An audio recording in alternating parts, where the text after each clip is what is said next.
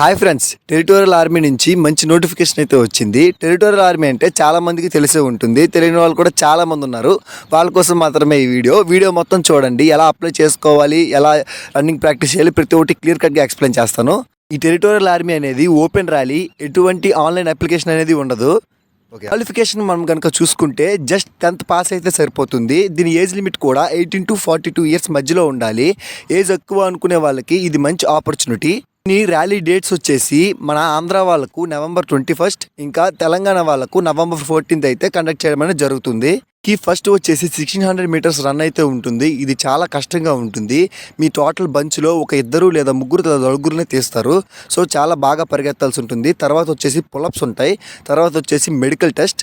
లాస్ట్లో వచ్చేసి మనకి CBT ఉంటుంది, కంప్యూటర్ బేస్డ్ టెస్ట్.